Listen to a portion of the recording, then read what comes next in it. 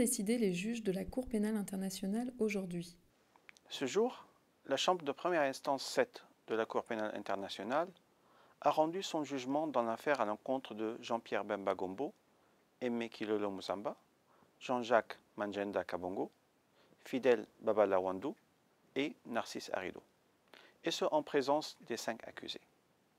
La Chambre a déclaré les 5 accusés coupables de plusieurs atteintes à l'administration de la justice.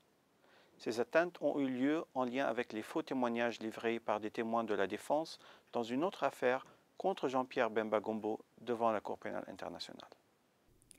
Quels ont été les rôles respectifs des 5 accusés dans ces infractions? Jean-Pierre Bemba Gombo, son ancien conseil Aimé Kilolo Musamba et Jean-Jacques Manjenda Kabongo, un ancien membre de l'équipe de la défense de Jean-Pierre Bemba, ont été déclarés coupables en tant que co-auteurs d'avoir conjointement commis les infractions de subornation intentionnelle de 14 témoins de la défense et de production intentionnelle de leurs faux témoignages devant la Cour.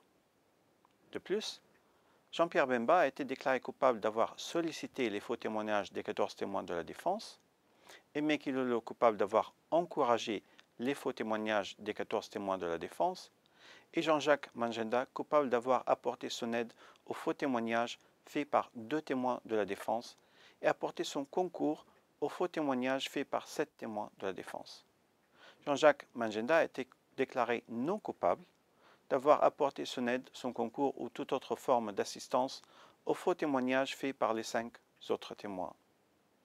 Fidel Babalawandou, un allié politique de Jean-Pierre Bemba au Parlement de la République démocratique du Congo, a été déclaré d'avoir apporté son aide en vue de la subornation de 2 témoins de la défense.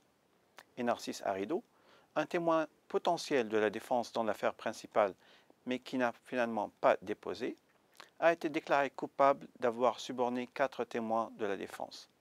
Les autres accusations à leur encontre ont été rejetées. Quelles pénalités peuvent être imposées par les juges et quand seront-elles prononcées? Conformément au statut de Rome, les juges peuvent, pour les infractions de ce type, prononcer une peine d'emprisonnement ne pouvant excéder 5 années et ou une amende. La Chambre prononce les pénalités dans cette affaire ultérieurement. Pourquoi les procédures ont été plus rapides que dans d'autres affaires devant la Cour? La nature de cette affaire est très différente d'autres affaires, car elle concerne des atteintes à l'administration de la justice dans le cadre d'une autre affaire devant la CPI.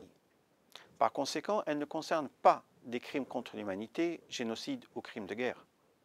Les juges ont voulu mener cette affaire efficacement, tout en respectant les droits des accusés. Pour rendre leur jugement, les juges ont tenu 46 jours d'audience, au cours desquels ils ont entendu 13 témoins de l'accusation et 6 témoins de la défense. Et la Chambre a examiné une multitude d'éléments de preuve, dont des enregistrements audio de conversations téléphoniques interceptées et des éléments de preuve documentaires. Ce jugement est-il susceptible d'appel?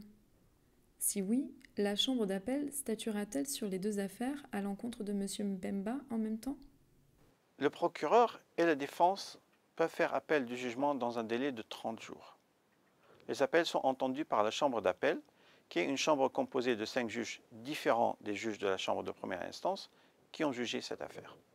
Même si les 2 affaires devant la CPI concernent le même accusé, M. Bemba, les 2 affaires sont distinctes, car elles se rapportent à des crimes et atteintes différentes. Les appels porteraient également sur des questions distinctes à traiter séparément.